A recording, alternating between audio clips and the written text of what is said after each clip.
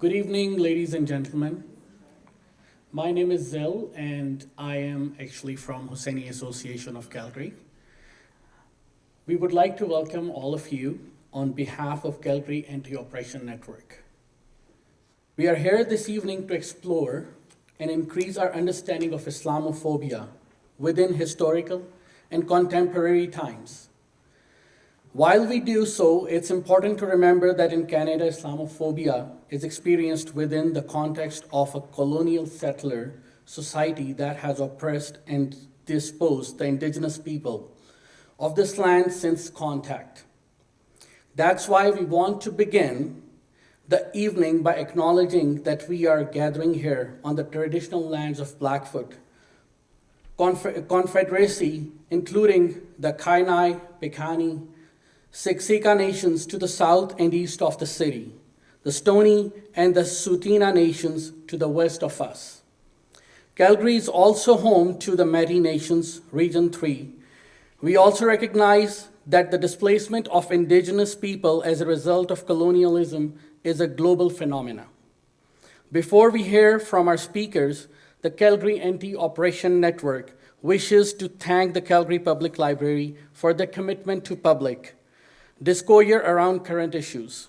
We also want to thank the designer of our posters and everyone who helped us to promote the forum. Further thanks goes to those who made financial contributions. If you wish to learn more about the network and the campaigns of the member groups, please check out the literature. On the tables in the foyer, we also have a donation box for those who would like to help us cover the outstanding expenses. Also note that we are videotaping this forum. The cameras will be trained on the speakers, not the audience. Of course, during the question period, your voice will be recorded. We will now have our panelists present. We wish to thank them in advance for being with us in this evening. Our process this evening will be to hear from each of three speakers.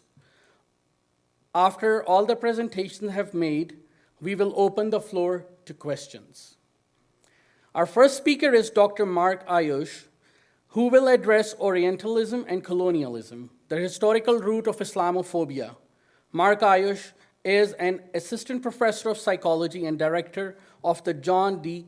Castellian Peace Studies Initiative at Montreal University. He teaches and writes in the areas of social and political theory, the study of violence, decolonial movements, as well as cultural and politics in the Middle East, particularly focusing on the Palestinian-Israeli struggle. So I would like to invite Mr. Mark. Please welcome him.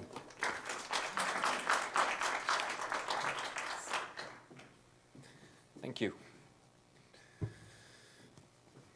Thank you for the organizers, for Rosemary, so much for giving me this opportunity here today. As was mentioned, the title of my presentation today is Orientalism and Colonialism, the Historical Roots of Islamophobia. Much of what I'll talk to you about today will be based on the pioneering work of the great theorist and public intellectual, the Palestinian-American Edward Said. 14 years since his death, and he remains a prominent figure in post-colonial theory, literary criticism, and the study of the Palestinian-Israeli struggle. His numerous writings continue to guide and generate debates across a number of different disciplines in academia today. Specifically, I will draw my discussion from two of his major works, Orientalism, which was published in 1979, and Culture and Imperialism, which was published in 1994. We'll also talk a little bit about his 1981 book, Covering Islam. Indeed, let me start with a quote from Covering Islam, where Said argues that despite the almost indefinite plurality of Islam's meanings, he says, and I quote, "Yet there is a consensus on Islam as a kind of scapegoat for everything we do not happen to like about the world's new political, social, and economic patterns. For the right, Islam represents barbarism. For the left, medieval theocracy. For the center, a kind of distasteful exoticism." End quote. Said here was talking specifically about the American media and the discourse of American politicians. And even though this quote comes to us from 1981, it remains, I think, an accurate summary of the situation in our world today. And you can see it in Canada as much as you would in the USA, although I think things are worse there. I know that some Canadians hate hearing that because they fear that it downplays the Islamophobia here. But I think that we can be honest, state that Islamophobia is worse in the US without downplaying its presence and its destructive role here in Canada. Now, I'll come back to this point about the US later at the end and why I say what I'm saying, but let me first unpack that quote that I just read a little bit more, relating it to some examples from the Canadian context. So first, Said points out in that quote how Islam becomes rendered as a scapegoat in our discourse. The use of the term scapegoat is important here because it alerts us to an element of unfairness and indeed of unjustified aggression towards a minority group. That is, a scapegoat, as we understand the term, is a group that is innocent of the charges being laid against it, and that such charges are really only meant to cover over the faults of the community as a whole by signaling out a minority group, blaming them for the ills of the community. This is crucial because it does not only signal that Islam is being unfairly targeted as a minority religion within North American societies, but that behind the term Islam, in the way in which it appears and is used in North American discourse, there's virtually nothing of valid substance. The term itself can be used to refer to any number of, as Said says, political, social, and economic patterns that we don't like. For example, we don't like political patterns trending towards the use of terrorist violence to achieve political goals, so we blame Muslim immigrants for allegedly bringing such violent tactics and destructions to our communities and political system.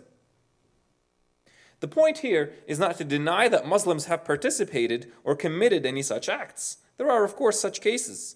But in blaming such patterns on Islam as a scapegoat, such argumentations do not in fact speak to the complexity of these political patterns.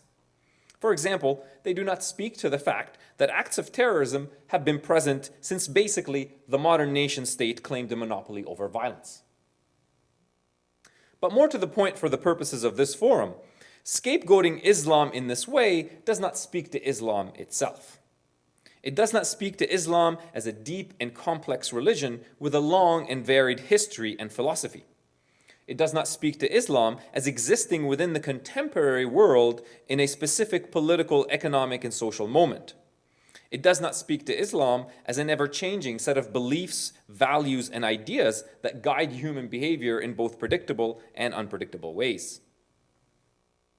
The ways in which Islam is not spoken about in any kind of depth is indeed visible, as Said points out in that quote, across the political spectrum.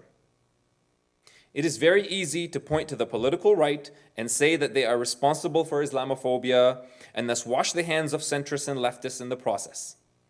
It is easy to point out blatantly racist and Islamophobic statements and policies, but much more pressing and pertinent is to point out how certain forms of Islamophobia are normalized within centrist and leftist discourse, as these forms play a crucial role in the production and reproduction of Islamophobia.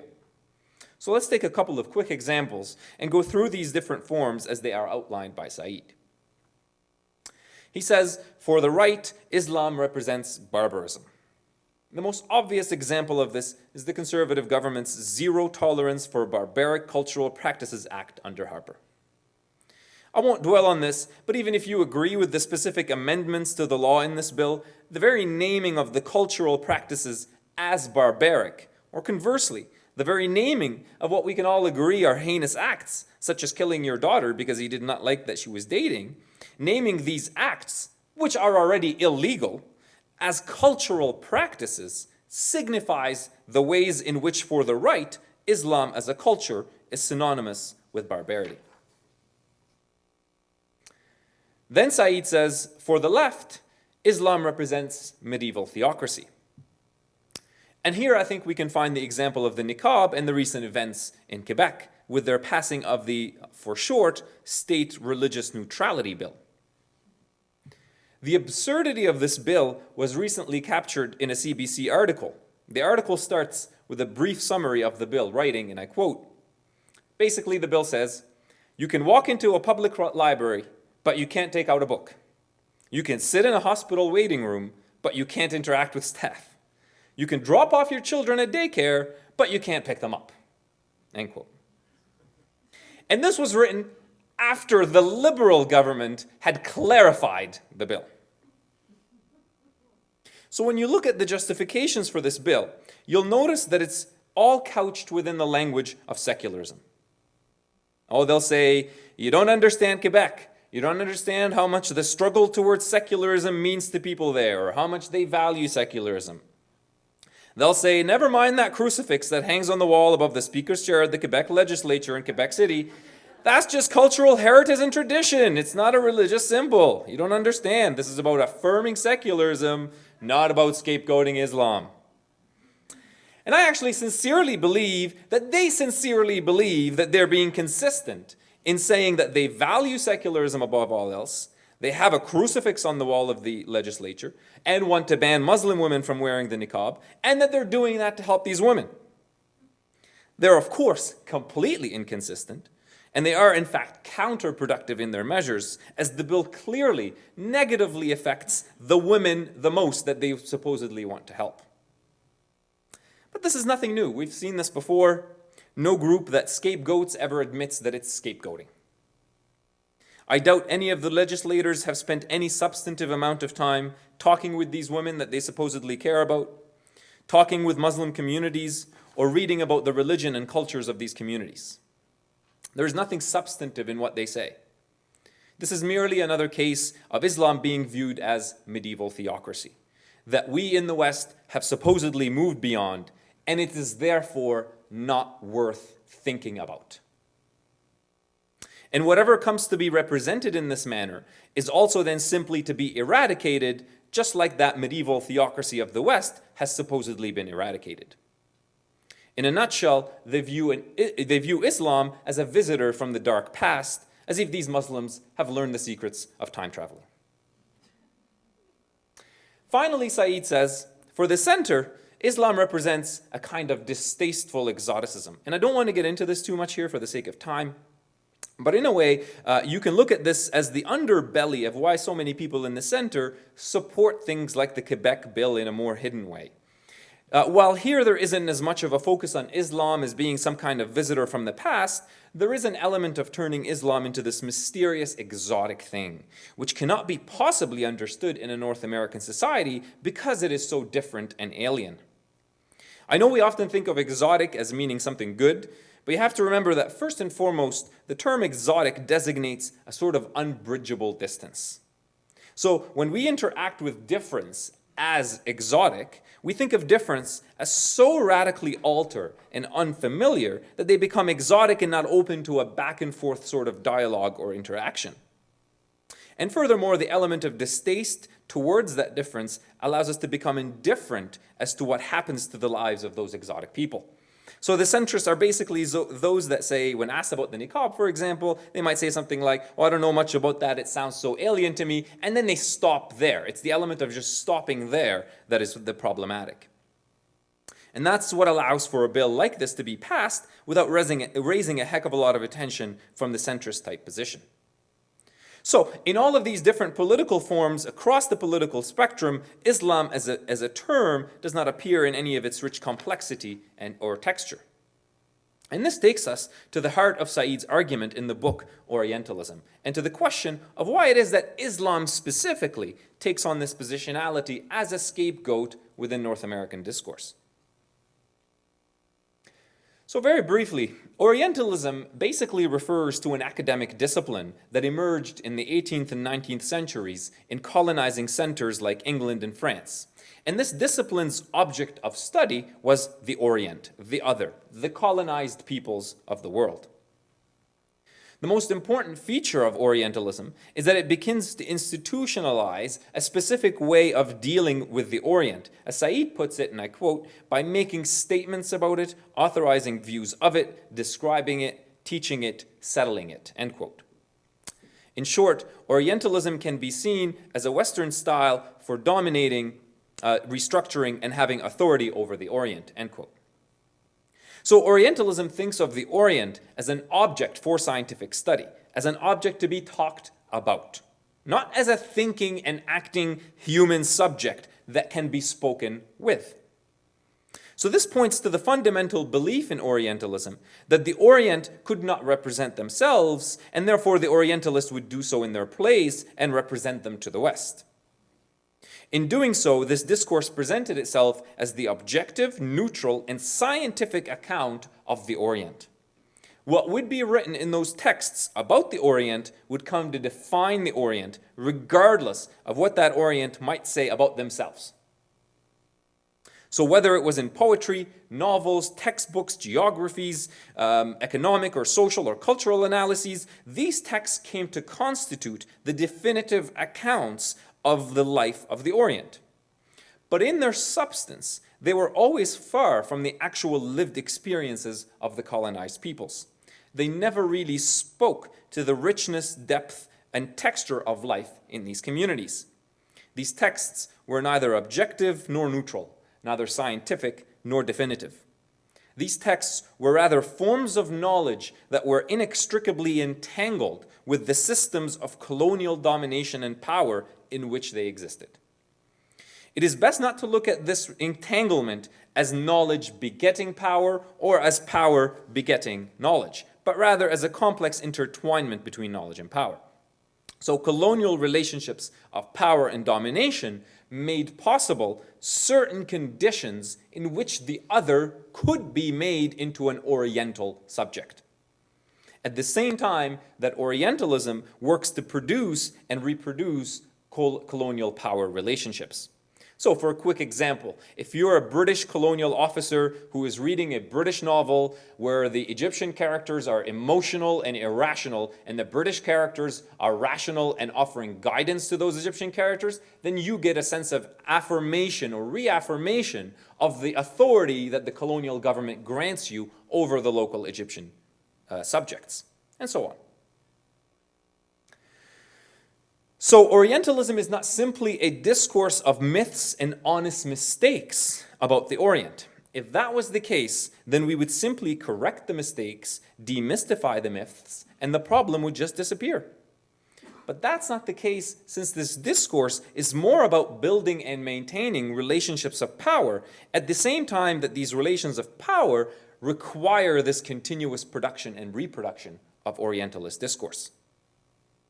So the discourse itself is not about a substantive engagement with a given subject matter like Islam, attempting to come to a comprehensive understanding of that subject matter. But it is about producing the subject matter in question in a specific way so as to allow for the continued domination of that subject. So what is behind the terms that are discussed in Orientalist discourse, terms like Islam, is not the substantive real thing called Islam, but rather a certain configuration of power. Within Orientalist discourse, it doesn't actually matter whether the Muslim is indeed really backwards. What matters is that the Muslim be posited as backwards, as something that is lacking guidance, so as to justify the colonial authority over that subject.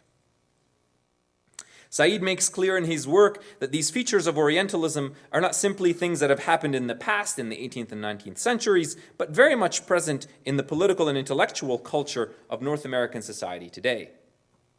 Yes, some of the apparent colonial power structures, like the old colonial government, did disappear to a certain extent in the post-World War II era, but the colonial power relationships have remained, and they very much shape our world today. The former colonial centers still control and maintain a certain kind, I thought I had 20. So I'm good. So the former colonial centers still control and maintain a certain kind of post-colonial and neo-colonial authority over the formerly colonized. And this is more true of the US than it is of Canada, coming back to that point of why I say it's worse in the US than it is in Canada, mostly because their strategic interests in the Islamic region are just that much greater than they are here. Hence, you find more of an Orientalist discourse there than you would here. not because we're better people necessarily, although we kind of are still. So the interest that American intellectuals and politicians have in Islam are not simply innocent interests in the lives of others. They are interested in Islam and Muslims precisely because of American strategic interests in regions where people are predominantly Muslim. They are interested in Islam and Muslims precisely because the movement of peoples from these regions to North American societies comes along with the economic exploitation of those regions, which forces people on the bottom of the global economic order to follow the movement of capital on the top of that order. Many of the intellectual and political leaders that appear in the news that you watch, write op-eds in the papers that you read, and entertain you in various late-night talk shows like Bill Maher, who I'm actually a fan of except on this issue, speak to you about Islam with the certainty of an expert who has studied the peoples of Islam and can give you the definitive, accurate, and objective account of Islam. But the majority of them have never truly bothered with trying to really interact with or to comprehensively understand Islam and Muslim communities. They often couch their criticisms of Islam within neutral-sounding and innocent, grandiose-sounding frameworks such as secularism or freedom of speech or the democratic public sphere. But make no mistake, most of these forms of questionings are not at all leading us towards an ever greater understanding of each other, but are very much about the maintenance and reproduction of power relationships in our world today. This is not to say, and this is the point that is systematically developed in Edward Said's book, Culture and Imperialism, this is not to say that we ought to stop writing about each other across our cultural and religious differences. Far from it. What Said urges us to do is to first acknowledge the power relationships in which our interactions take place. Second, to try to address the power imbalance, which is very difficult to do, but I would argue most of the time just making the effort will go a long way. Third, understand and be vigilant against the possibility that what you say, paint, or draw can have detrimental effects on already marginalized and oppressed groups. Fourth, and most crucially, work hard in moving away from speaking about the other and towards speaking with the other.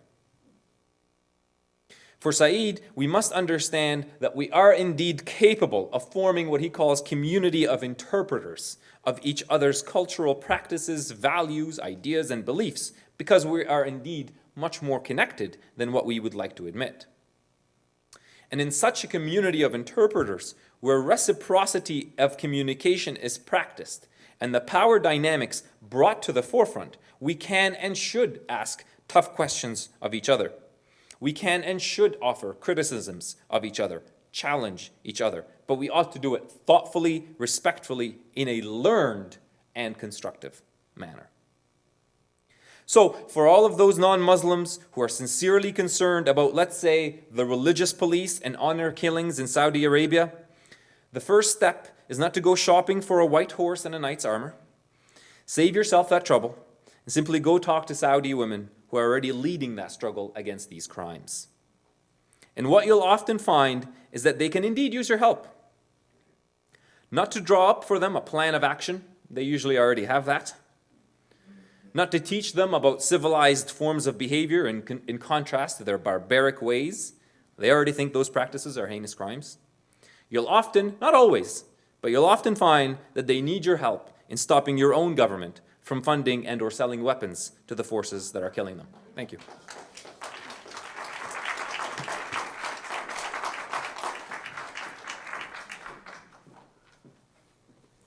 Thank you so much, Dr. Mark. Now I would like to introduce our next speaker, Dr. Shirley Steinberg, who will speak about re-inscribing the culture of fear and Islamophobia, Hollywood's Muslim and Arabs. Shirley R. Steinberg is Research Professor of Youth Studies at the University of Calgary. The authority of many books and articles, she is an international scholar, media columnist, and community activist with the research interest in social justice, anti-racism, and critical empowerment. Please welcome Ms. Dr. Shirley Steinberg.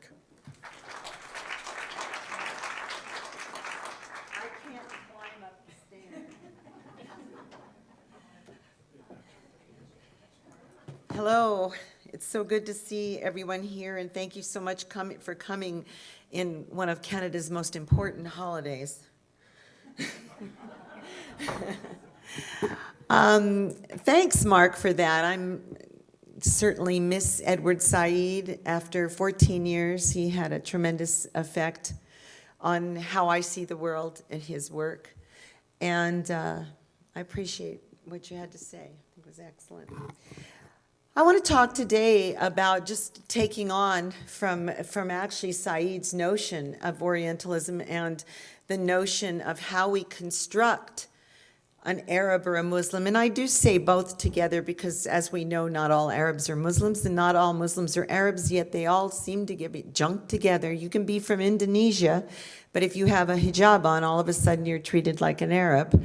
So there's all kinds of miscommunication about exactly what we're talking about when we talk about certain terms. And I want to look at one of the most colonizing ideas and forces in our world today, and that's the media. And I want to look at how Hollywood constructs a lot of the ways we see Muslims and Arabs. And I want to say that in some of the examples I'm going to show you, they definitely were not from Hollywood. In fact, a lot of Hollywood is now taking a lot of Israeli films and television shows and rewriting them for the American audience, and so is quite complicit in persevering and promoting a lot of the stereotypes we see. Mark, can you see if my glasses are in there, just sitting there in a little black case? I thought I had to read something, and I can't remember. Thank you. How we see Muslims and Arabs through Hollywood is in different ways. And as a critical theorist, I always look at how power works.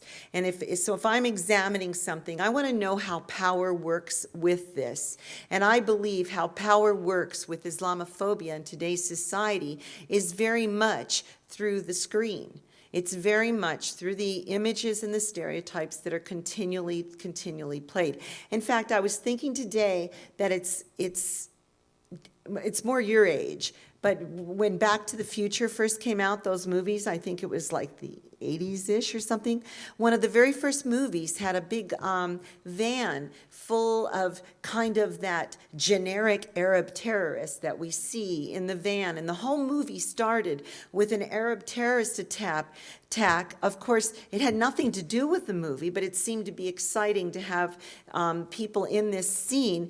And it's before we actually had the notion of Arabic terrorists, but following up with the notion of barbarism, which is certainly a part that's always played in that, it seemed like this kind of just ad hoc addition to the movie. We see this a lot in a lot of Hollywood work. But in today's society, I'm an advocate that we must understand media and that we don't. That we must be able to facilitate children and other people to understand if they don't see what we're seeing, we need to name it and have that conversation. And languages and images are used consistently to indoctrinate people into hatred. So I ask the question, how do we tell our story? How do we make sense of images? So I'm going to talk very quickly into my journey in how I started to construct a notion of Arabs and Muslims. So many thousands of years ago, there was a movie called Lawrence of Arabia with Peter O'Toole, blonde, blue-eyed British boy, who managed to be T.E. Lawrence and saved all of this barbaric peninsula called Arabia, and historically this particular lieutenant did have something to do with the partitioning and the ending of tribal states in Arabia and creating different countries. But it was so interesting, and I always look at this because there was always, and this is a stereotype you see a lot in Hollywood shows that deal with Muslims and Arabs, and there was this gorgeous Omar Sharif, who is Egyptian by birth, who was a prince who was aiding this blonde general to save the entire Arabic people. And there was always that image of the sidekick in a lot of these shows. And if you watch Indiana Jones and you see Arabic people that are Muslim people working with usually the Anglo, who is the star of the show, you will once again see that kind of sidekick that's brought along. And I think that that's part of an image that Hollywood uses to kind of validate the colonialism and the person who is kind of an interluder, who walks into a place and starts to colonize and change it. And then my memory goes back to the late 60s when I saw a Time magazine article about, and it was called The Plight of the Arab Refugees. And I didn't know there were Arabic refugees. It was the first time I'd ever seen that. All I had known is that Israel was a country. I'm from a Jewish family, and I didn't understand that. And it became very important for me to understand what was going on. And so that's my very first memory of understanding this conflict that was happening that had not been made known to me by my own people in my family. And it wasn't until I was in Israel, not too long after, well, a few years after that, that I remember going out of the city of Jerusalem and seeing all these tents. And so it was in the 80s, and I said to somebody, what is that? And I think I'd never realized exactly what it was like to be Palestinian in those days, and the continued days. And the displacement of citizens of a country. And it was a very important turning point again to me, because I started to question, of course, the partitioning of Israel and why exactly this was not a conversation in any of the history books or things that I had been taught. That same time, a little later, in the 60s, Robert Kennedy was killed. And my big memory of that, not so much, I mean, of course, it was tragic to see an assassination, but the continued rhythm of the news every day, for days, and even to this day, you will hear it if they mention an anniversary, that he was killed by Saran, and this is the important part, a man of Jordanian descent. And so my knowledge of the killer of Kennedy was couched in the man's origin. That became very significant in creating my consciousness. A few years later, Munich happened. Munich was a tragedy for many, many people, and this is the 1970 Olympics, 72 Olympics, sorry. And just quickly, a group captured the Israeli, I think it was the track team, and held them hostage. And I remember that. I was in university and we watched it for a long time, the entire week. And as you may or may not know, by the end of the week, this was in Munich, the German government, instead of doing anything about this at the time, they suggested, created a bargain with the group that had kidnapped the Israelis to allow them to go to the airport. And they were hoping then that the athletes would be turned over to them, and the kidnappers would leave. And as you may know, the Germans waited till everyone got to the airport and basically wholesale murdered everyone. The Israeli athletes and the kidnappers all together were killed. So Steven Spielberg made a movie about Munich, 1972, a very tragic part of Olympic history. What was significant to me was he made a movie just recently called Munich, telling the story. And this is about images. So at the end of the movie, it's fast forward. The world has changed. And you see people in Brooklyn, you see some of the negotiators, you see some of the news people, you even see some of the kidnappers who had escaped, where they had ended up years later. But it's basically right after the Munich shooting and the Munich deaths, and you're just watching this, and your mind is on Munich. Your mind is on what happened in this incredibly sad story. And the very last scene is what's significant to me, because this is what you see. Now, of course, these towers didn't look like that in those days. This is a complete Hollywoodization that has nothing to do at all with Munich. However, Spielberg took the opportunity to take a story from this context and end it with that context. And that picture there has such important significance to people after 9/11. And so what you've seen is this other conversation we never have about what happens when images are mixed, what happens when different sounds come on, what happens when different music is played, how terror through Hollywood starts to be manufactured. Then fast forward to the all-famous movie Disney's Aladdin, 1992. Some of you may have it in your home, or your kids may have watched it at someone else's house. This is what's significant. I won't sing it to you, but this is the opening song. I come from a land, a faraway place, where caravan camels roam, where they cut off your ear if they don't like your face. It's barbaric, but hey, it's home. This is how the original Aladdin came to people's homes, and many still have this film in their film library.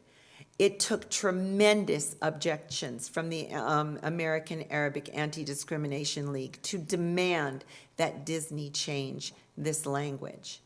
But this is very important when you look at this language, because this language is exactly going back to how Said talks about the Orientalization and the concept of barbarism, and so does Jack Shaheen as well. But that idea that it can even be playfully sung in a Disney song like it's a joke, where they cut off your ear if they don't like your face. The reducing of an entire culture of people to such a psychotic, crazy image. And hey, it's barbaric. In fact, when I've done analysis with people's responses to different movies and television shows, barbaric and barbarism and barbarian are the words that come up more than any other word in content analysis when we look at movies that detail Arabs and Muslims. Then we fast forward to 1995, Oklahoma City bombing, when, of course, I was actually in San Francisco, and, of course, within an hour, all of a sudden, every single news agency said it was suspected Arabic terrorism. That was everywhere on the news. They were stopping anyone who had any kind of dark skin in that area of Oklahoma, in Texas. Mexicans were being stopped. Indians were being stopped. Everybody who looked that they could possibly be Arabic was being stopped, or Muslim. And of course, we find out that it was Timothy McVeigh, a good Catholic boy, who did it all himself. Of course, there was never once an apology by the media, never once, any kind of taking it back. And this never was called a terrorist attack. I believe 160 people were killed. Then we talk about the killings, the bombings in Boston during a race. Men that were not affiliated by anything, Kosovo men, it was considered terrorism.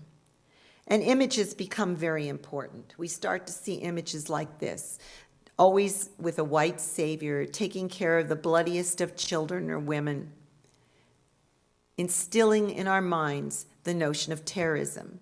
And yet, once again, this was three men who were very, very disturbed, angry, and had no ties whatsoever to any kind of organized Islamic group. So we ask the question of what exactly is the notion of a terrorist? What is a terrorist? Can there be a white terrorist? Can a Canadian or an American Anglo be a terrorist? Are all Muslims and Arabs terrorists? According to Hollywood, this is often how they're depicted.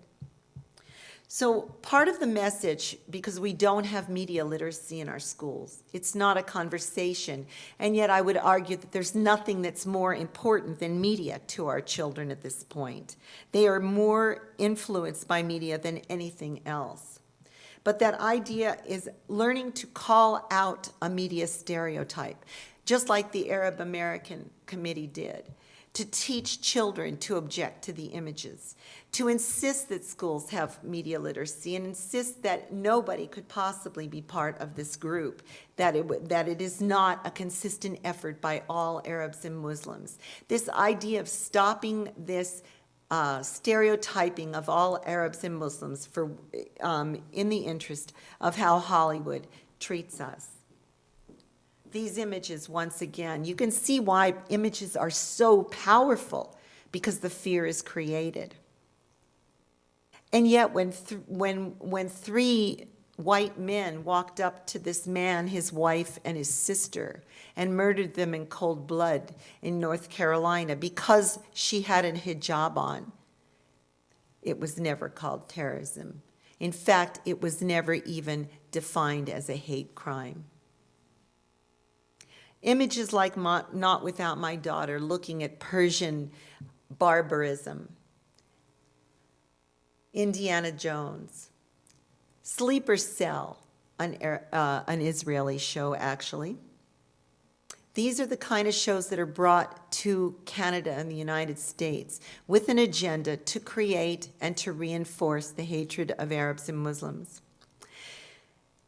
Right before the election, or the Democratic Convention in 2012, a movie called Obsession was distributed to 26 million homes in the United States through the newspapers, through big newspapers.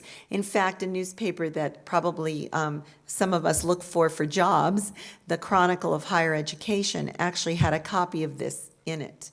If you just look at the graphics on this and see the rifle on the end and the name of it, Radical Islam's War Against the West, we're not even inquiring as to what on earth is a radical Islamicist. What is a radical Muslim?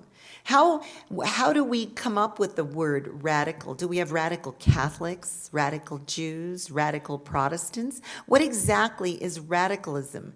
But this notion of radicalization has been taken over. The language has been used to become part of our dictionary. The dictionary that teaches us about radical Islam, but yet it's never been defined. Islamists, terrorists, the quotes like war against the world, they hate our freedom, death to America, Islam will dominate the world. 24, one of the most popular shows on TV, constant Islamic terrorism, Islamic barbarism. Homeland, some of you might watch it. Homeland is actually a product of Israel as well. It's now produced in the United States. This is one of the most interesting posters I've ever seen. When I teach semiotics, the science of symbols, I think this is very significant, because it's a story of a woman who's an FBI agent, but that notion of the faceless, nameless, terrorist women totally covered. You see how this kind of picture could create fear, worry. So I talk about creating a counter-narrative, telling a different story, in metaphorically lifting the veil, but keeping the veil on the women who choose to wear it. Questioning what exactly are we doing in Canada? Are we responding to Bill 62? How do we object to Islamophobic images or news reports? There is not a tremendous amount right now supporting the women in Quebec. Indeed, the argument is that it's a feminist argument to keep women told what they should wear. This is something that I advocate now, that we should be bringing consciousness to this, having this conversation about the absolute ignorant media, the attitude that has created what Bill 62 became. I don't believe any images are innocent. I believe all images have a story and they need to be talked about. They need to be fought. So many people are so afraid, and yet there's nothing to be afraid of. It's the images that make us the most afraid. And just the last two slides I'm going to show you. These are done by an artist called The Narcissist. He's an Iranian, or excuse me, he wouldn't like that, an Iraqi Muslim in Montreal who has created a counter-narrative with his own hip-hop. And he's done one video called Fatwa, another called Hamdallah, showing that there is no face of a Muslim, that Muslims look like everyone else. In closing, I advocate the point of media is to teach peace.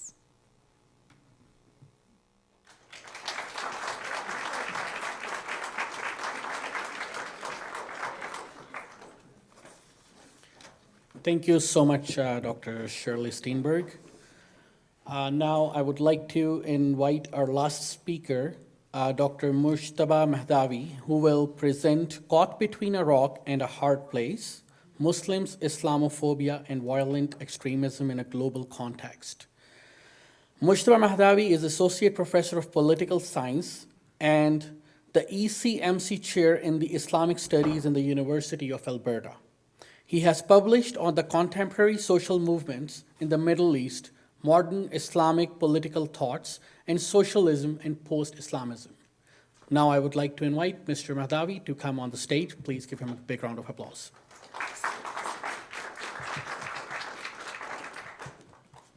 Good evening. Thank you very much for inviting me. I'm delighted to be here. Thank you all for being here. My colleagues already told you things I wanted to say, but I would like to actually share things in a very perhaps simple language and of course followed by question and answer.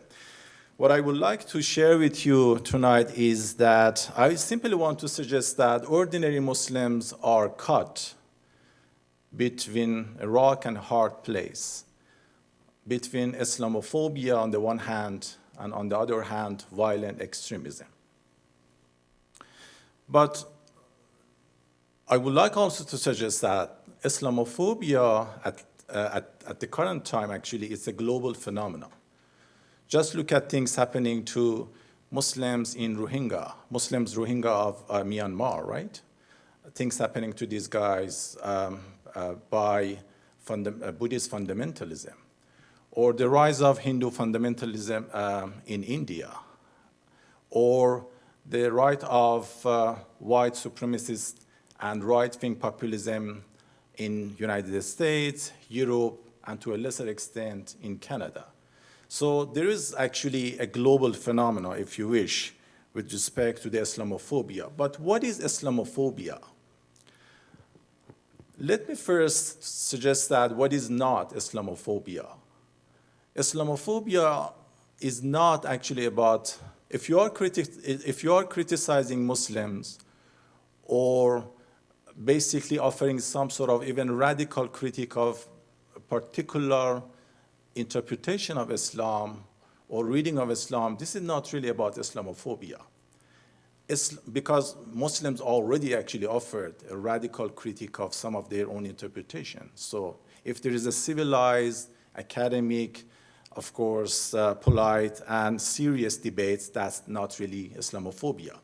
Islamophobia, in very simple language, is racializing the other. It's about hate. It's about racializing and exclusion of the other. And the other usually are the minorities, religious, ethnic, and or even sexual minorities. Islamophobia is about racism, things other religious and ethnic minorities experience before and now.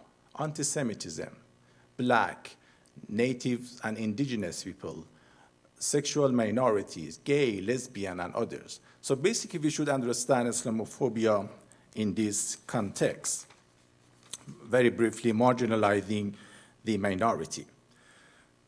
Equally problematic, I think, following the discussion on Orientalism, Islamophobia also, it's about singling out Islam as an exceptional religion and or culture, which is exceptionally immune to think rationally, to democracy, to peace, love, or all the good things we have in the West. So the whole phenomenon of Islamic and or Muslim exceptionalism is basically one element of Islamophobia, that Islam as a religion and culture is exceptionally different from other. So this singling out Islam/Muslim is definitely one major component of Islamophobia. Well, we know that, of course, violence happens everywhere. There are other, I just mentioned things happening to Muslim Rohingya. But Buddhism, Buddhism is supposed to be the most, of course, peaceful religion. But you do have actually Hindu and even, of course, Buddhist fundamentalism.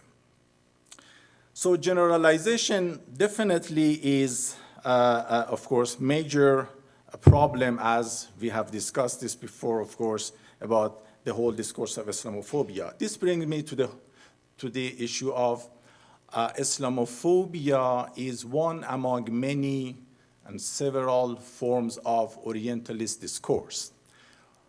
What do we mean by this, I guess, Orientalism discourse, as Mark already talked about this? Let me just add a few quick points about, I guess, the links between Islamophobia and Orientalism. In Islamophobia discourse, Islamophobes basically offer a very vast generalization of Muslims. Muslims living from, in Indonesia to Tunisia, Arabs, non-Arabs, Muslims with different ethnic, of course, groups. There is no differentiation between gender, class, nationality, politics, different non-religious tradition. It's a very wholesale argument about Muslim and Islam. Vast generalization, ignoring diversity, ignoring different interpretation of Islam. Basically, that's the number one problem.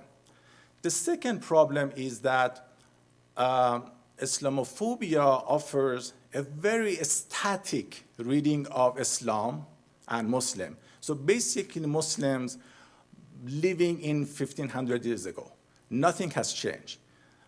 It's a very static reading of Islam and Muslim. There is no dynamism. There is no internal dynamism.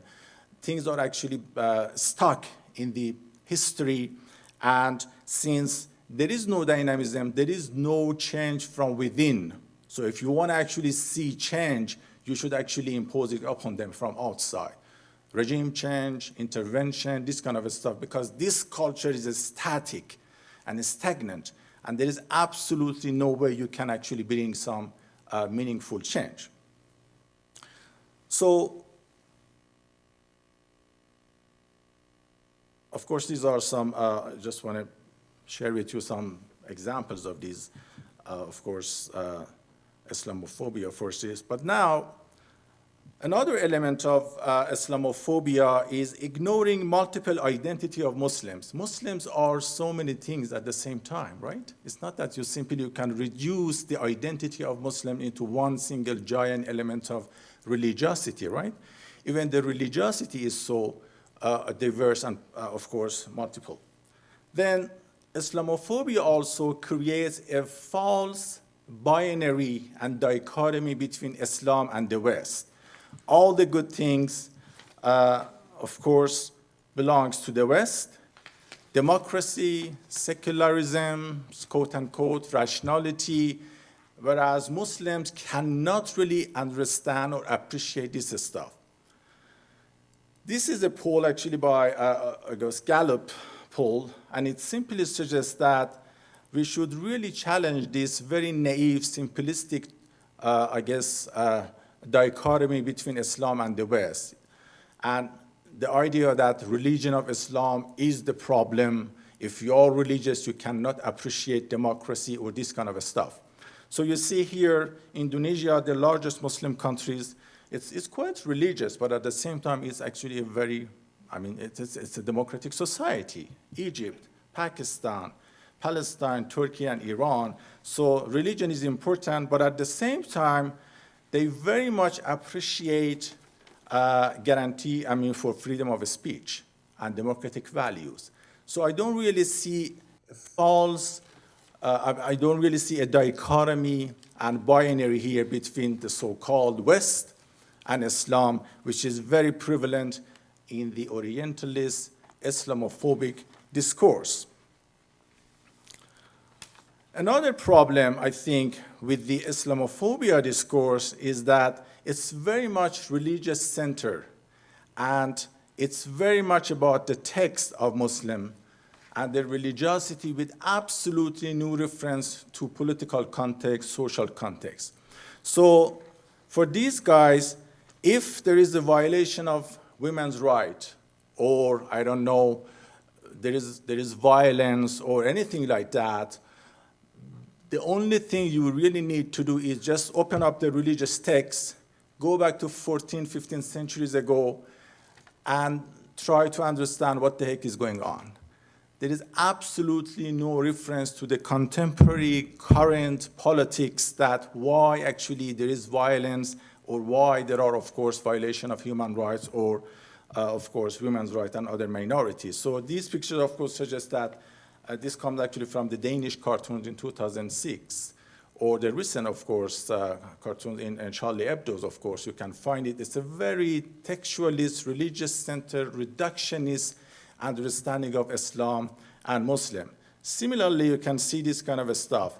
If there is so-called suicide bombing or, of course, violence, it's basically about certain reading of religion, and that's it.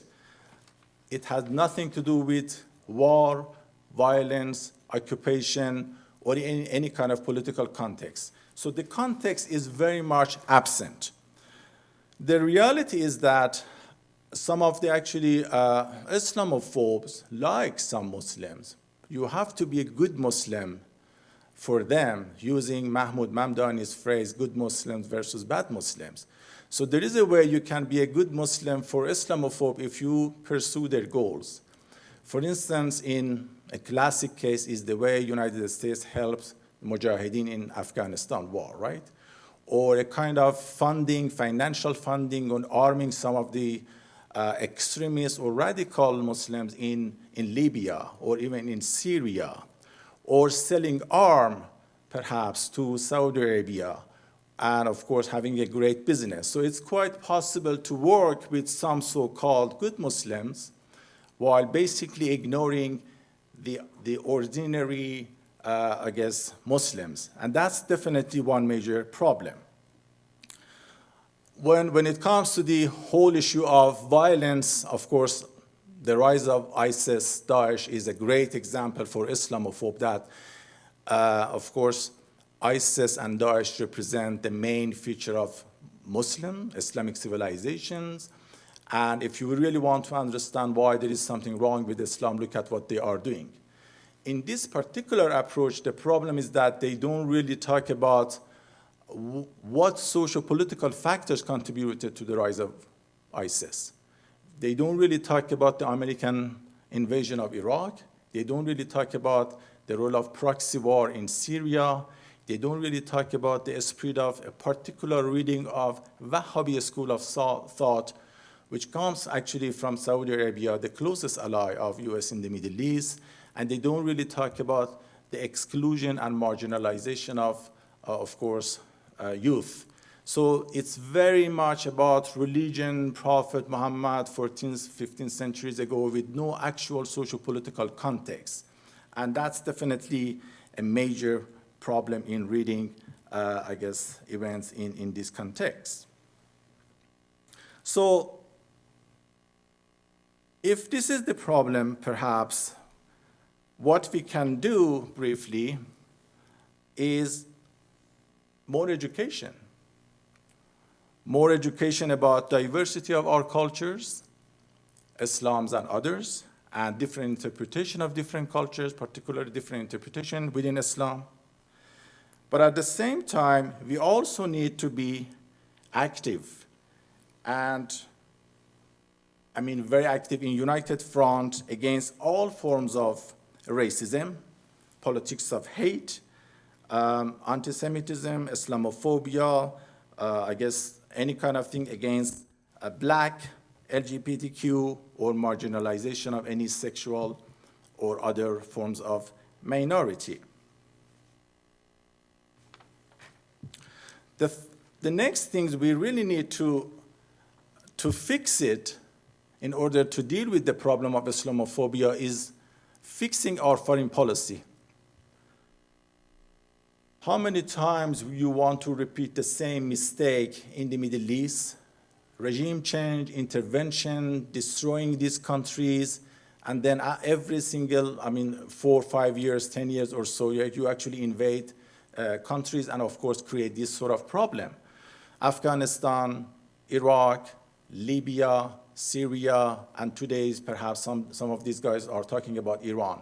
So I never ever actually learn a lesson about their mistakes or their political agenda. So fixing foreign policy and abandoning the politics of regime change, and of course look at the waves of immigrants and refugees. They've shaken the whole foundations of Europe and very much contributed to the rise of right-wing populism. So we have to actually seriously talk about the impact of foreign policy in the rise of these problems. And the last things perhaps we can do about, dealing with the politics of Islamophobia and providing some sort of solution is that we should not get fooled by politics of demagogy of some of the politicians who actually, in domestic politics, use Islams, Muslims, immigrants, other minorities as an scapegoat to ignore the real problem. So we all have fear, definitely, but we should not definitely fall into their traps of course, turning us against each other. So definitely, scapegoating is their goal, and we have to face with that and challenge this problem.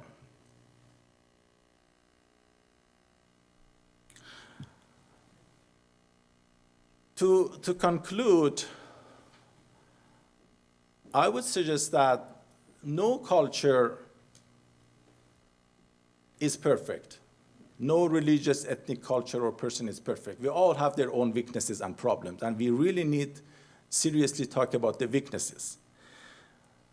A clear and honest and critical discussion and debates with all of us.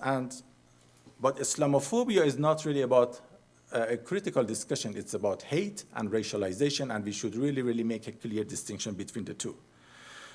When it comes to Canada, relatively and comparatively, multiculturalism is being working here better compared to Europe and Australia. What we need to do in order to challenge the politics of Islamophobia is basically deepening and broadening the politics of multiculturalism in a very, very meaningful way in order to celebrate our differences and in order to appreciate the diversity of Canadian society. So with that, I know this is very hard.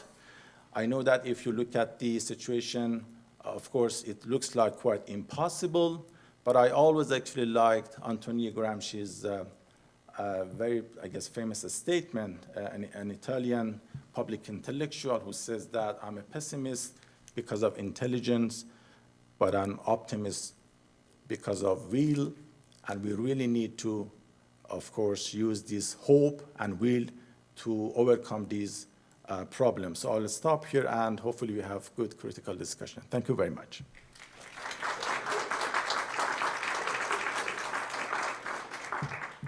Thank you so much, Dr. Mahdawi.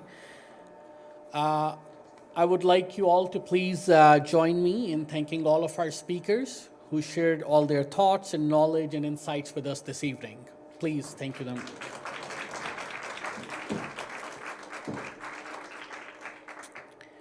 We will now open the floor for questions. We asked that you be respectful and keep your questions as brief as possible. They may be addressed to the panel as a whole, to an individual. If you would like to ask a question, please come up to one of our microphones. I did want to start by thanking you because it was a very interesting panel in my opinion. I want to give you a little bit of background first before I start my question. I'll make it as brief as possible. I'm a dual citizen of Canada and France, and I grew up in France actually. And one of the things I wanted to ask you about, and we saw several images tonight about cartoonists such as the South Park people, also people at Charlie Hebdo and at the newspaper as well. And I understand that drawings don't always consider everything in the context that they're trying to put out. Sorry, I might explain this differently. Some of the arguments that are made by Charlie Hebdo, and I'll speak about them specifically just because I know a little bit more about their newspaper. They would say sometimes that the people that they're specifically talking about and directing their cartoons about are about specific fundamentalist groups, whether that's in any religion or even other.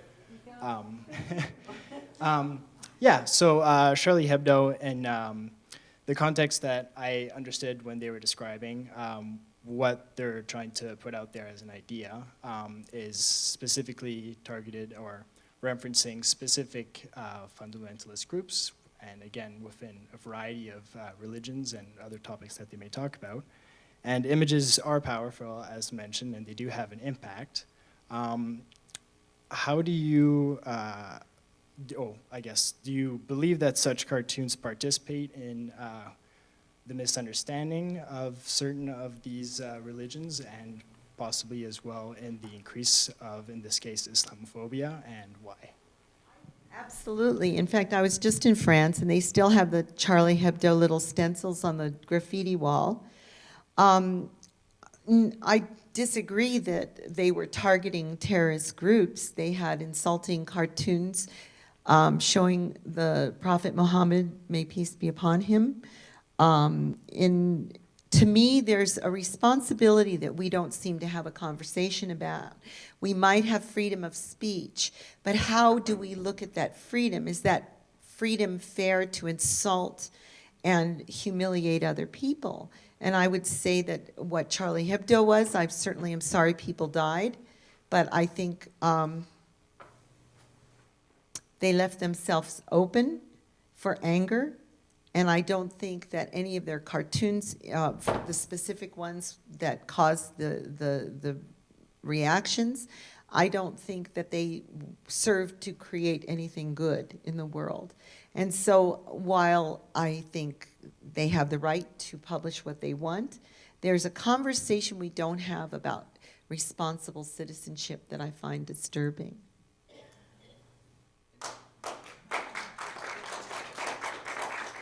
And if I may just add to that, I think this goes to some of the points that I was making in terms of doing it in a learned and constructive manner. So let's assume, given them benefit, obviously what happened to them is indefensible, and I won't defend that as atrocious thing. But let's assume that they are wanting to just criticize the fundamentalists. If you are interested in that, and you want to dialogically engage with the Muslim community about that, then maybe you ought to figure out why it is that they don't want the Prophet drawn. So I'm not religious. I'm interested, and I'm not an expert on Islam, by the way, either. But I know enough to know when someone isn't. So to borrow Saeed's term, to do a secular criticism or critique of Islamic history, part of the reason why the Prophet forbade the drawing of him is, from what I understand, he didn't want to be worshipped.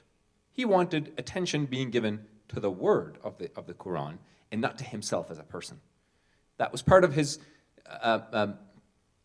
what he saw as a shortcoming of Judaism and Christianity, which he follows, but he thought they went wrong in that they ended up being religions that worshipped figures like Jesus or Moses.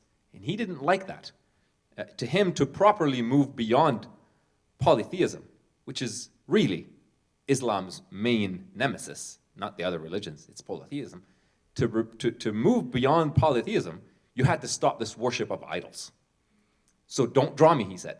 Now, there's a legitimate criticism of many followers of Islam, especially in the Muslim world, that go and protest these drawings, and they don't even know these complicated reasons. But if you want to enter that conversation, to me, and you want to do it responsibly, then you ought to learn some of these reasons. And perhaps the best way to constructively engage with this community is to not go and break their number one most important fundamental core law. So freedom of speech, yeah, if you want to throw a tantrum and just say, I want to be able to say whatever I want, whenever I want it, then okay, then I'm going to call that what that is, right? It's not a constructive engagement. It's just someone saying, I'm in a position of power and I can do this and then I want to do it. So that's where that difference comes in. Add to that, I guess, I think these cartoons very much suffered from the same problem of cultural essentialism and reductionism, because, and apparently these guys, Shelley Abdul's guys, actually were kind of anarchists, right? Not really right-wing. And anarchism basically means you really should care about the weak, those who actually are in the position of, I guess, weak, and not the powerful.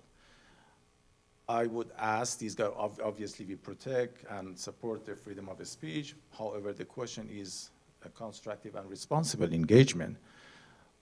What does Muhammad, a historical figure lived in 14 centuries ago, 15 centuries ago, has something to do with the problems of contemporary today, today and contemporary politics of second and third Muslim generation living in shanty towns of capital cities of Europe. If we are serious about the problem of today, right now, and we are not really reproducing Orientalist discourse, culturalism, and we are really serious about talking about politics of today and problems of today, we should really care about their own problem. The problem of this second and third generations Muslim, right? I don't really see by having a cartoon of Muhammad, you could have a serious, this is not about taboo or I don't know, any kind of religious sort of argument. It's a very secular, actually, critical argument. So this is a kind of, I guess, critique I do have, and I would like to see what they actually can respond to this sort of argument. Yeah. Well, thank you for your answers. Yeah. First of all, I'd like to thank the panelists very much for their analysis. And I was wondering if you had the opportunity to say one thing about what we in Alberta should do to fight Islamophobia, what would you suggest? Thank you.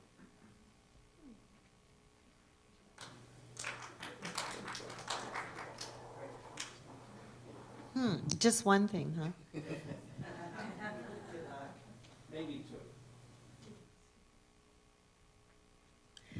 Oh, man.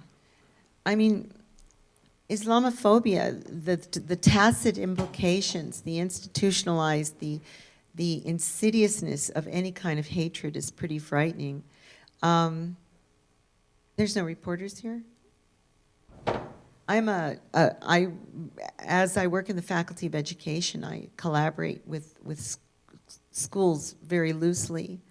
And it's come to my attention from parents, from the Syrian parents of the kids I work with, that the kids aren't learning English very well. And in my investigation, I find out that there's a a program that all our Syrian kids are put into that is siloed off. They come here and they're not put into the regular school program. So they're in an Arabic environment learning English, and they're not learning English. They're also not meeting any kids. So a couple months ago, I went to Western Canada High because I know people there, and I sort of gathered up about 15 Canadian kids to meet the Syrian kids and had them spend the day together. And the Syrian kids told me this is the first time some had been here 18 to 20 months, that they had never met another Canadian kid. So we're talking, an institutionalized racism that is replicated in our system of schooling. And it all comes from that kind of white savior mentality that I talk about a lot, that idea of what's good for them. Well, we've all seen in Alberta how good it worked for the First Nations people and for women. I mean, what's good for them always seems to be a dominant cultural power comment. And I think we need to be more aware of what's happening here in Alberta with a very large population that you probably don't see much because they're all up in the Northeast because that's where they've basically been put. We just elected a mayor again who is Muslim, evidently, but makes lots of really great videos and movies and smiles a lot, and he's real jolly, but he hasn't given a squat penny to any institute or group of us who are working with refugees. I think that, so I'm an on-the-ground activist, so my concern in Alberta is what I see as an institutionalized Islamophobia about the new coming people from Syria. So mine's very on the ground, my comment.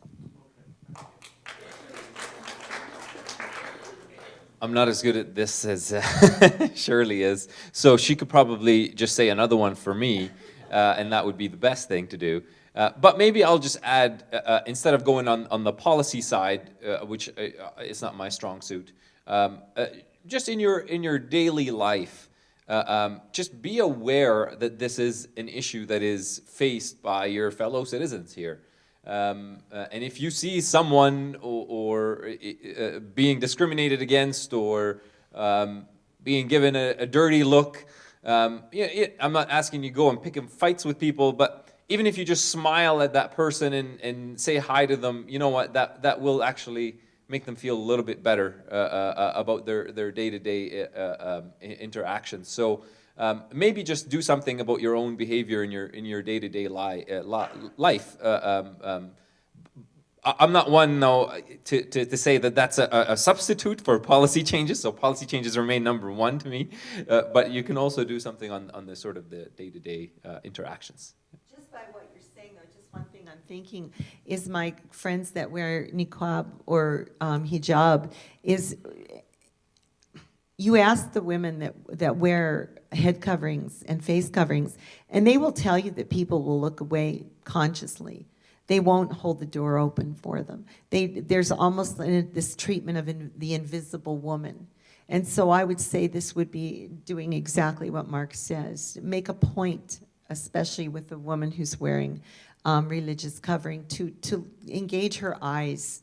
Let her know that you actually consider her a human being, because I really don't think it happens very often. Behave normally with them. Yeah. Sure, and I would add, as I briefly mentioned before, more education about diversity of Islams and Muslims, right? It's quite diverse. We are talking about 1.6 billion populations, and there are many, I guess, ways of interpretation of Islams and Muslims. So education is definitely something we need to do. More funding for more institutions and programs on Islamic studies, Middle East studies, definitely. These are very, very helpful things. And ideally, policy change. I mean, yes, there are elements of extremism in this particular culture and, of course, ethnic religious groups. but we really need to talk about serious stuff, why and how we also contributed to this so-called extremism. I mean, why, for God's sake, you are selling arms to a country in this region who actually killed innocent fellow Muslims simply for making profits, right? Or why you are supporting some of these radical so-called Islamists for the sake of their own politics. And this is not new. This has been during the Cold War, in post-Cold War. And so we really need to address this stuff. And then when it comes to domestic politics, I mean, any politician who actually tries to find Muslims or other minorities as a scapegoat, we should have an open, critical discussion about what are the real issues right now. If you are unable to fix the economic problem, don't look for an scapegoat of religious minority or ethnic minority. Let's talk about the real issues. So these are some of the stuff, of course, at the broader, perhaps federal level we can do. But I know it's hard, and we really need to push further and further. Yeah. You know, Canadians are so nice, and I'm American, that's why I'm not so nice. But Canadians are so nice, and they also say they're sorry a lot. But it's time to name things as they are and state things. And I think that that becomes important, to support policies, to make it known what you feel. That's why we have MLAs and MPs, that idea of saying things. Little things make a difference. And just to add a very quick note to that, sending letters to your representatives works. Most representatives assume for every letter that they get, and the numbers are different depending on different politicians, but usually they assume that another 5 people in their constituency believes the exact same thing as that letter does. So imagine in a situation if someone gets 1,000 letters, they're sitting there going, that's about 5,000 votes that wins or loses elections. So the stuff matters. They do listen. So sending letters to your MLAs. And speaking of policy a little bit, I was just thinking in terms of Alberta, but once you go national, then of course there's more. Then it becomes, the policies become a lot bigger, talking about international selling weaponry, the Bill 62 if we get out of Alberta as well, and so on. Thanks for all the good words, and I agree with all what has been said. 2 quick questions and a brief comment. One question about hate crimes. Is there a way in which we as citizens can find more about hate crimes which have been enacted upon us or those that we know? In terms of legislature, what's a means or a way that we can learn more about that and activate it? Another question kind of to Mark, how you all talked about education. I'm very conscious and pleased that you do now have the minor in peace studies at Mount Royal University, which has been a long time coming. Are these issues being discussed within the courses within that program, or is it still developing? I recognize it's still a new program, so curious about peace studies as an avenue to explore this in Calgary. And then a quick comment to follow up on that first question with the cartoons. Some of you may be aware that the Danish newspaper, about 6 months before the cartoons of Mohammed were published, were proposed to do the Ascension of Jesus Christ in a cartoon format, and the newspaper said, no, we won't do that because it might offend part of our society and people. And Conbean made it would be nice if they had the same consideration to the follow-up cartoons, which they did publish, and just juxtaposition there. So, thank you very much. Sir, was the... What was question 1? One about how to learn about hate crimes and legislature, and how do we as citizens become more aware about it? More remedies, actually. Like in terms of with the authorities, police, like what remedies is Alberta actually taking to address those issues? What bills and acts do we have in place that are actually dealing with them in court? Because they seem to get brushed under the rug quite a bit, actually. Yeah. The cops don't know what to do. Yeah. Do we bring them up? Do we not? We do bring them up, but they don't. And they don't press charges either. Right. Yes. So do you want me to... because I'll tie it into the peace conference, and then I'm going to do a shameless plug for the Calgary Peace Prize right now. So this year we're going to give it to Justice Rosalie Abella for a lot of her work on inclusivity and fighting against discrimination in Canada, particularly around women's issues and some Native issues. Part of the Peace Prize I'm going to be bringing in speaker Barbara Perry, who's an expert. I would call her the expert in Canada on hate crimes, from OISE, Ontario Institute of Studies in Education. Right. So I welcome you to come to her lecture, where you'll learn a lot about hate crimes. I'm not an expert in this area, but when you look at her work and when she speaks about it, basically, CSIS and the RCMP do have a hate crimes sort of unit. She convincingly, I think, argues that it's not a very accurate set of statistics that are produced by our institutions on this issue. Sometimes what they will not call hate crime is clearly a hate crime. Sometimes they'll think some issue doesn't reach the level that it should be counted as a crime, or something like that. So she uses a number of different methods to garner what the numbers actually look like. Year in and year out in Canada, as it is in the US, but let's just speak about Canada, it's white supremacists and white nationalists that commit the greatest number of hate crimes in Canada. It's not even close.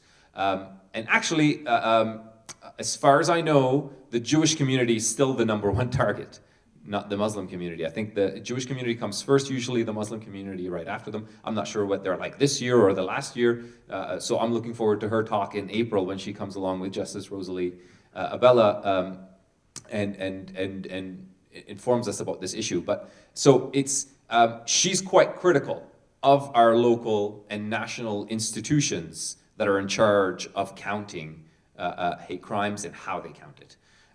So there's work to do in those institutions in terms of doing that properly. The US suffers from similar problem. One of the interesting things about the US's way of counting hate crimes and terrorist attacks, you'll find in their own internal documents, you'll see Christian terrorists, Jewish terrorists, Muslim terrorists, etc. Those other terrorists don't reach the level of public discourse. It's only the Muslim ones that reach the level. But internally, they don't actually try to distinguish. Right? So they'll try to call things by their name internally, because their mandate is to make sure that no group uses violence outside of the legitimate monopoly of the state. Right? So there's a lot of interesting things to look at there. And just to answer your question about the minor in peace and conflict studies, so I try to cover some of these issues in my classes. I can't go into every class and say you have to cover it. The requirement for the minor is to get an understanding on Indigenous settler relations. So that's the only one that I can make everyone who gets that minor study. Others, like Islamophobia or other issues like this, hate crimes, they'll be covered in some classes, but not others. Clearly, if you're doing a World War II course, which is part of the minor, you're probably not going to get it there, and understandably so. But hopefully you will have gotten in some other courses at MRU. But when I had to pick the one issue that I wanted them to do, I thought that one was the #1 issue, Indigenous settler relations. So those are the required courses of the minor. But we're still growing it. Who knows where it will lead as we move forward. Yeah. Thank you. Peace is not part of the Alberta curriculum in schools. We teach from war to war to war. We don't teach from peace to peace to peace. So this is a really significant conversation when we talk about that. I mean, if we go back to the notion of Jim Kingstra and the hearings and his firing, the anti-Semitic teacher who said here in Alberta that the Holocaust didn't exist, if we applied all the conversation about Islamophobia, if that same indignation could be reached that created the hate crime laws, the hate speech laws here in Alberta, that would be very significant. But we don't even hear even a utterance about hate speech when it's regarding Islamophobia, and I think that's really concerning. We do have a pretty cool bunch of cops here in Calgary, and they really do work with the Muslim community quite closely. But there's still, I was just dealing with a very close friend of mine, a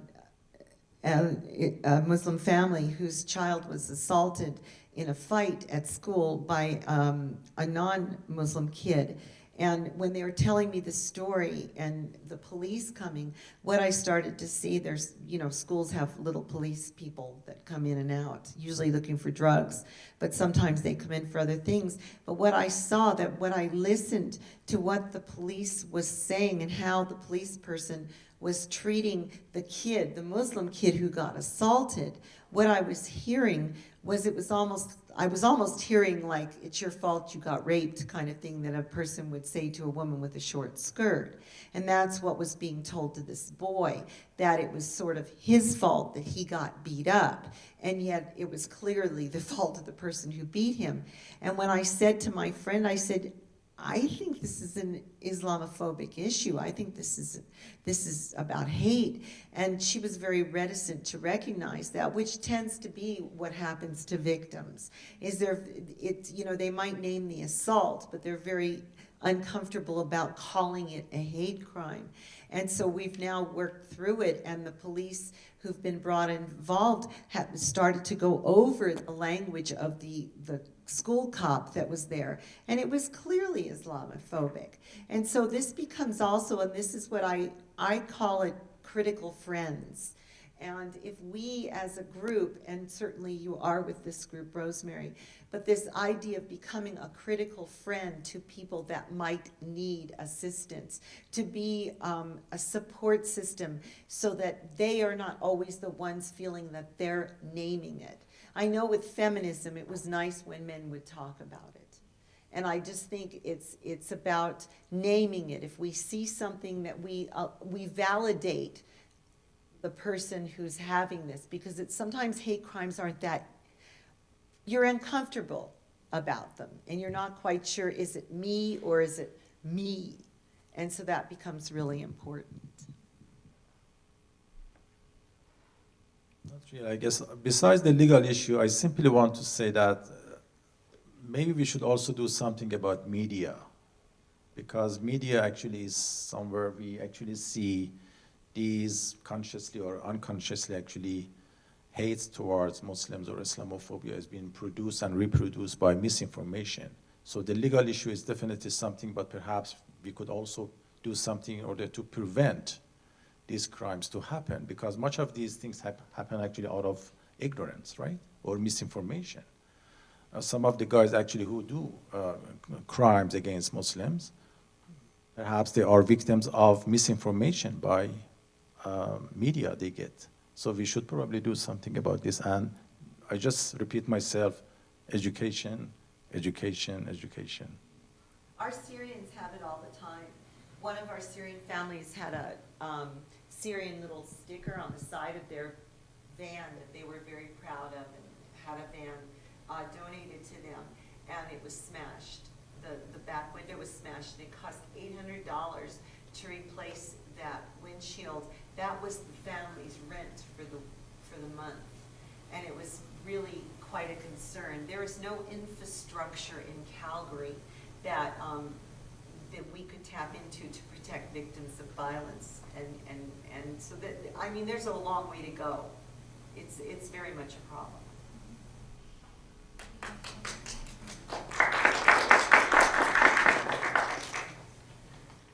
Okay, so my question is regarding the connection between Canadian foreign policy and Islamophobia. I think that's a critical connection.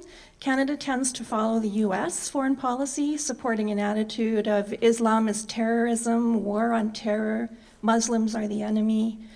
Millions of Muslims have been killed in these wars of aggression and intervention. The Liberal government is studying Islamophobia as mandated by Motion 103. If the government fails to make the connection with their own foreign policy and the existence of Islamophobia in Canada, will this be anything more than a superficial exercise?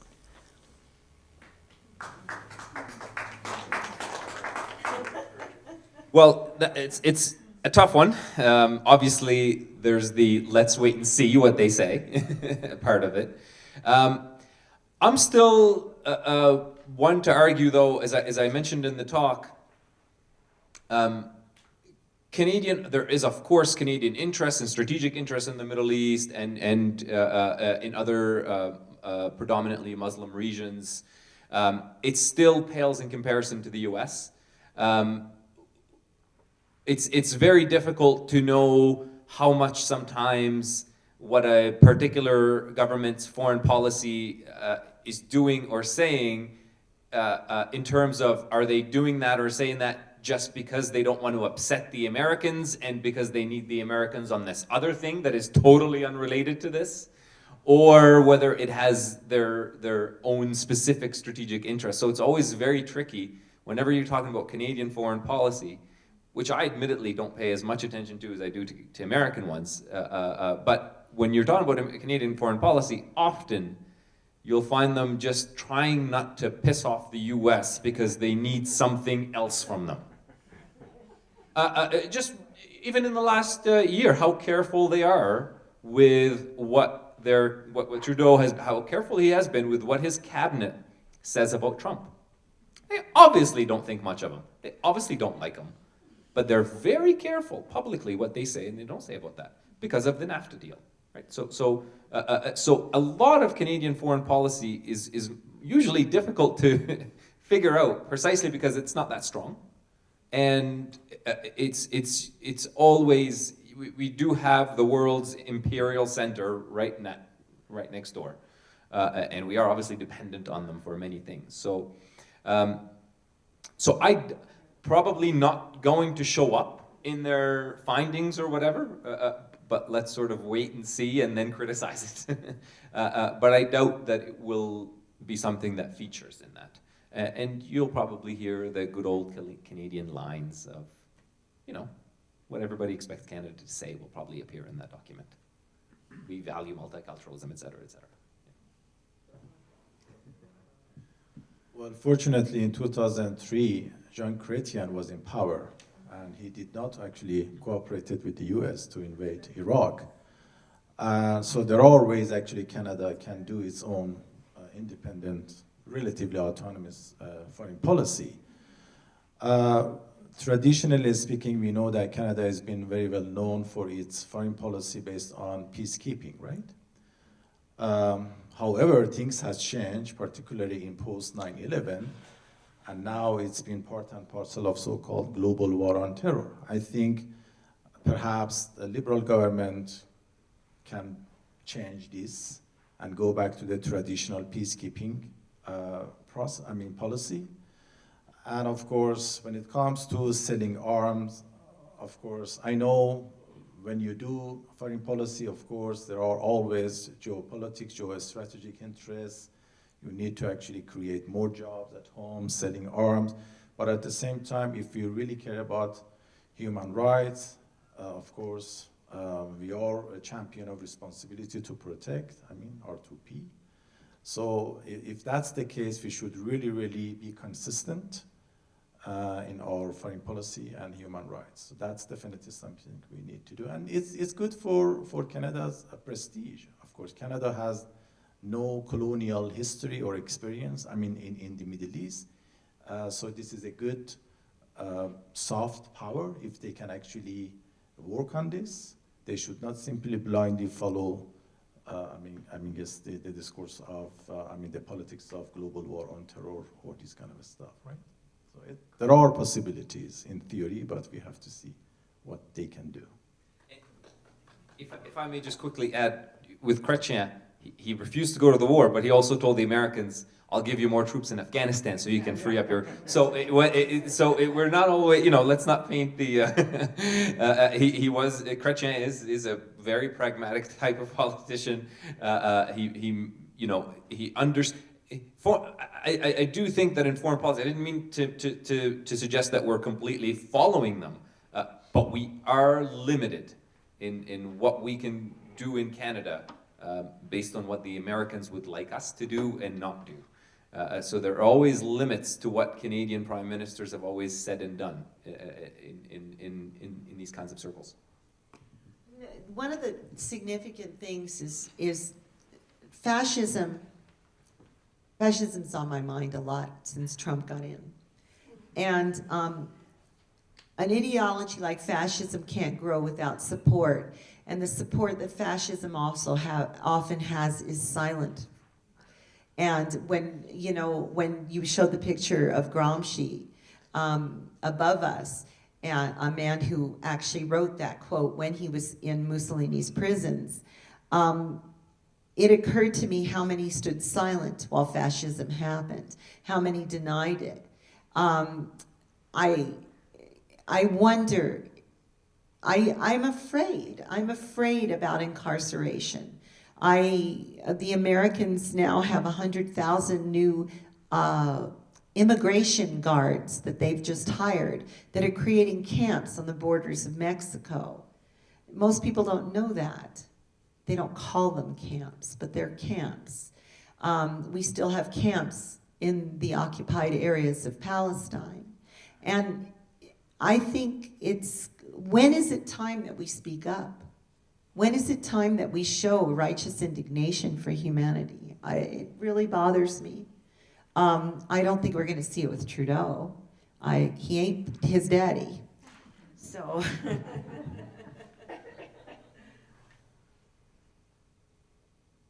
I would like to hear more about your reflections on the links between Islamophobia and U.S. and Canadian policy when it comes to the Israel-Palestine conflict. Well, I've seen some of the people at our rallies. We have pro-Palestinian rallies. I think we call them anti-racism rallies, but it's in support of Palestine. And this year, was it the JDL that was there? Or the Anti-Defamation League? JDL. It was the JDL. I mean, the JDL was created to fight fascism. And all of a sudden, they're yelling at us because we're talking about pro-Palestinian homeland. One of the tragedies that Gramsci and other theorists saw is when oppressed people are finally freed themselves, they turn around and oppress other people. And I think we see that tremendously. I think my people, the Jews, have a very short memory when we start to hear what's being said about the Palestinians. I think I would never say that there's an origin of Islamophobia in the Palestinian Jewish crisis. But then again, the stereotypes are very old and very volatile, and they can't be discounted. So it's hard to link it, I think, to the outside world who are not involved, and you've got an expert, a Palestinian expert here, so I think those that are not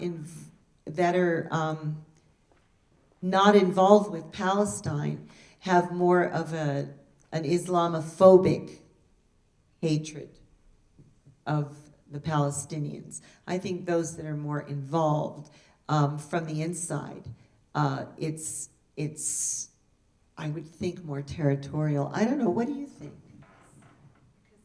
What do you think? So, I mean, that question gets at the heart of it. I mean, Edward Said's work is very much about this in the question of Palestine. So we had Orientalism, the question of Palestine covering Islam, all are related, basically are making this similar argument. So a discourse on the Palestinian-Israeli conflict in North America is, I'm sorry to say, rubbish. It's just rubbish.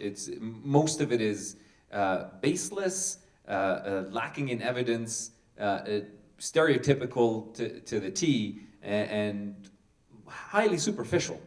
And most of it becomes easy to create in this way through the tropes of Islamophobia, of fear of the backward Arab Muslim. So that Spielberg image, right? That's a perfect summary of this whole approach of, see those bad guys, Palestinians? They're the exact same thing as these Al-Qaeda guys that took down 9/11. The same way that you're afraid of them, we're afraid of those guys, and the reasons are the same. They hate our cultures of freedom and blah, blah, blah. They're all backwards and barbaric and et cetera, and that's what the conflict is. And all of that is strategic discourse. It's not substantive. It doesn't tell you anything about the conflict itself, its roots, it's the causes for its continuation, which is a whole other presentation. But all it does is keeps people in North America kind of just indifferent to it, and will easily support the Israeli side because that's where America is, and where Canada is. We live in a country here. This is a pro-Israeli perspective. I mean, it's that simple. The Canadian government is on the Israeli side of this conflict. The American, even more so. The reason that they are has nothing to do with Judeo-Christian values and democracy and none of that talk. They're all strategic interests. So that's strategic interests is what gives sort of continuous need for the Orientalist discourse about Palestinians and Arabs and Muslims to continue to propagate itself. As Chomsky once put it, nobody puts their leg on someone's neck and says, that's what I'm doing right now. I have my leg on someone's neck. They don't say that. They'll come up with a whole story imagining themselves doing something completely other than putting themselves on someone's neck. That's what these kinds of discourses do.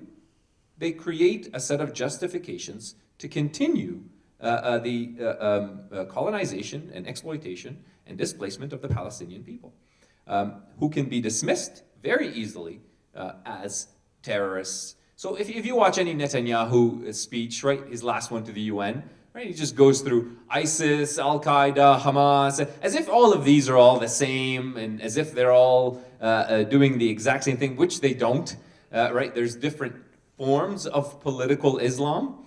They're not all the same. So there's various differences and debates between them, and et cetera, et cetera. So, but that discourse makes it very convenient to get the average American to go, yeah, right, I'm on the Israeli side because I'm afraid of the terrorists and so on and so forth. So, you know, that's a big part of the discussion for sure. Yeah, in the US, as we know, there are at least two major forces to support Israel. One is AIPAC, as you know, a very powerful lobby based on geopolitics and I guess geopolitical interests, right? And there's also a religious force of Christian Zionism. So there is also a very powerful, of course, that's definitely something to consider. Then in Canada, I don't think we have the same things. And I was wondering how we can actually explain Canadian Israeli-Palestinian policy with this respect. Obviously, under the former government, conservative government, there were elements of Christian Zionism, and that's why, of course, the last government was super supportive of Mr. Netanyahu, to the extent that not only we saw Islamophobia, but also Iranophobia. They actually closed an Iranian embassy, and so many other things. Even actually liberals disagree with these policies. This government, of course, is somehow different, but I would say that if we really want to address the real question of Israel and Palestine, we should really talk about the real issue, which is plain and simple: occupation. I mean, let's address this. And then of course, when you address this, of course, we can talk about all sorts of solutions. I mean, two-state solution, one-state solution, what really needs to be done. But obviously, there is no way you can see anything happen at this point under President Trump. I wouldn't see any possibilities at this point. So there are serious debates in this regard, of course. Yeah. Well, just like you were just saying, how many Palestinians were killed today? About 7 or 8. If Al Jazeera doesn't, if Al Jazeera does not give the news, then we don't get the news from Palestine unless it's against Israel. But we have no news feed that gives us any information about what's happening to the Palestinians at all. And if I just may add very quickly, sorry, but it's actually, it's not even just a North American thing anymore. Lately this summer, we've become aware of how Israel and Saudi Arabia are becoming BFFs now. The Saudi government probably has a better relationship with the Israelis than they do with the Palestinian Authority. So the strategic interest that you'll find that a lot of countries around the world have stronger strategic interests with Israel than they do with the Palestinians. China as well, right? Forget the old days of the Chinese Red Army training the Palestinians. Those are gone. Apparently, someone was doing a presentation on this not long ago, and they said they still had some of the pictures on the wall and all of that, but on the ground, Chinese companies are much more interested in investment in Israel, as they are more so than they are in the Palestinian lands. Yeah.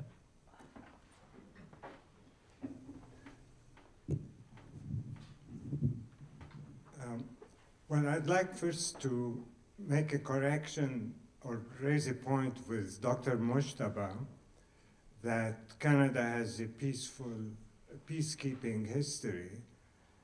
In fact, if you look at the history, Canada has fought in every colonial war with the exception of Iraq at the time of Jean Chrétien. But then, as Dr. Ayyash pointed out, there was a trade-off where we increased the troop level in Afghanistan. So maybe you can comment on that. Actually, Eve Engler has written a very good book, short book on the history of Canadian imperialism. And maybe that's worth reading. The second point is about Palestine, that the problem of Palestine is occupation. In a sense, that's true, but may I ask you, when do you think the occupation occurred? What year? Most people would say the occupation occurred in 1967, but in actual fact, the occupation of Palestine occurred in December 1917, when the British occupied Palestine as a proxy for the Zionist movement. So the problem of Palestine is more of ethnic cleansing, the same as the problem in Canada. The third point I'd like to make, and this was raised by Annette in her question, is that, and you got to it at the very last, that Islamophobia doesn't just happen. It serves public policy. That's why there is Islamophobia. It serves the national agenda, both in the US, in Europe, and in Canada. And unfortunately, that's one of the weak points of democracy, is you've got to get support. So how do you get support for your policy? You create fear, whether it's Islamophobia or anti-Semitism or anti-Mexican or whatever, or anti-Chinese, anti-Russian, even anti-German. For example, we saw following the Second World War, Hollywood came up with all these films that stereotype Germans, like they were Nazis. Now, we haven't seen these for a long time, but anyway, I'll stop here. Maybe you'd like to comment on your comments. Yeah, I guess I was trying to create a clear distinction between peacekeeping policy, whatever that means as a theory or official policy, and the global war on terror, right? The global war on terror, things actually Canada has done in following the US foreign policy in post 9/11, even with its own, I guess, manifest of peacekeeping policy is very different. We could actually talk about what peacekeeping policy means, that's another story, but there's a clear difference between these two discourse and actual politics. That was the basic point here. How about Korea? Canada fought in Korea. What was the... Yeah, I didn't say that Canada has not been involved in any, I guess, intervention. I said peacekeeping policy has been actually manifesto or agenda of Canada's foreign policy. And there are, of course, good examples to suggest that Canada has done this in the past. Perhaps the paradigm shift to some extent happened in post 9/11, to some extent, more or less. And we should address this to fix it in a way, right? And just to add to that, so, you know, Yves makes some good points, but he also goes a little bit sometimes too far. So, of course, Canada was part of imperial wars because we were under the British Empire, and whatever the empire told us to do, we had to do. There was no choice. It was not until after World War I that Canada finally got independence on its foreign policy. Before that, Canada could not make its own foreign policy. It was part of the Commonwealth. And as part of the Commonwealth, whatever the Queen says, you have to do. They certainly were part of imperial wars, but not as a sovereign nation. So there is a technicality there, but it's an important one. Now, you can say that they participated in other imperial-like wars, like Korea, but they also stayed out of Vietnam. They also fought, obviously, in World War II. So it's not true, of course, to say that Canada is a purely peacekeeping. Our history is full of military wars, right? Like it's just, I think nobody denies that. What I think Mustafa is pointing out is that there was a shift starting really in and around the Vietnam War and the opposition to that by the Canadian government to want to play a different kind of role. And there is a legitimate debate between that. And I don't think that it's accurate to paint that as completely false or as a fad, or not as a fad, as a facade to hide imperial intentions. There is a kind of a serious now tradition within the Canadian military of peacekeeping. And there are many examples of this. You know, I meet some of these peacekeepers that come from South Sudan, and they really do try to go and do that kind of work. So there is that side to it. Very interesting comment on how these shifts in how certain ethnicities or religions or whatever are represented in the media given the international situation. So in the United States itself, in Hollywood, I saw this in a documentary once where you kind of had representations of Islam in the early parts of the 20th century that were akin to how Buddhism is represented here, as peaceful, interesting, et cetera, et cetera. It's only after the American interests in the region expand and they take over the old spoils of the British Empire that switches. So you know, it's always interesting about this point with Buddhism and Hinduism. When I bring up in class, for example, an example of Hindu extremists in India, all my students go, "What? Hindus do that? I thought Hindus were just like, you know, living with the peace and nature and not eating cows and being at one with everyone, and they wouldn't hurt a fly," or right? Like, but so all of these kinds of representations are always filtered through a political, I think, a geopolitical perspective for sure. What we don't learn is how to identify how power works. And it's always, it's important to ask questions in whose best interest is being served. And when we ask that question, it often comes out what we don't want to hear, but we have to identify power doesn't operate alone. It operates in how best interest can be served. And in this world now, it tends to be, it's about capital. It's about capital, bottom line. And so we ask those questions. We also ask the question how we identify those that are going to be oppressed is directly related to what those in power want. And we see that with our First Nations people all the time. And we've seen it continually. And so I think it's very important to start giving ourselves a way of identifying exactly how these things happen. How do these things come to be? It's very, very important.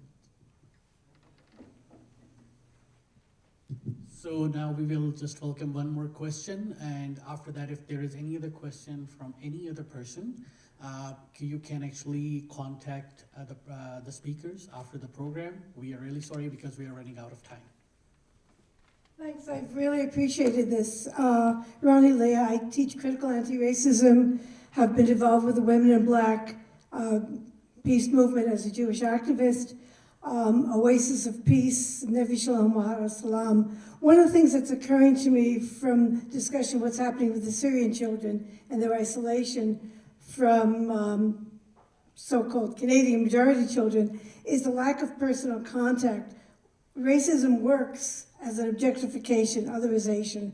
So the extent to which you don't come to know people as human beings, like yourself, the power relations reinforce this Islamophobia, anti-Semitism, every form of colonialism, every form of racism. So it seems to me, bringing this back down to the ground, it seems to me that as activists here, one of the things we're often engaged in is providing an opportunity for people to speak person to person, to meet each other, to realize that we actually have common interests, common concerns. I'm thinking of the March of Mothers, the March of Women in Israel-Palestine recently, realizing that Arab and Jewish women had exactly the same interests and the same concerns for peace and for their families and communities. So I guess a final comment would be to take it from the level of the politics down to the level of the interpersonal, that we can make a difference insofar as we interrupt that process of otherizing somebody who's seen as different from us or less than us, and actually build those kinds of relationships of trust and solidarity, realizing that we're all in this together. We do have the same interests.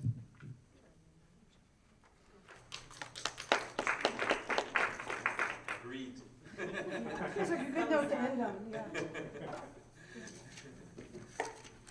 It was really a good ending note. So we now need to close the evening. Once again, we thanks to all the speakers and their presentations, and all of you coming out this evening, just sacrificing your Halloween night. I'm sure you must have collected a lot of chocolates. But we would like to request that please share all the knowledge, everything, whatever you learn from here with the friends, family, and support all kind of like rallies which are in support of Islamophobia, or I must say any kind of, this kind of a phobia, to support all these kind of rallies. Also, the network is sponsoring another forum on Wednesday, November 22nd, entitled Sisterhood is Global, Women's Voice on Islamophobia. Then also Husseini Association of Calgary is also organizing a seminar on Hussein Day on 26th of November. This is Sunday, and more information about these events can be actually found on the from outside and on the registration, actually literature tables. And that's it. Thank you so much for coming. Thanks a lot.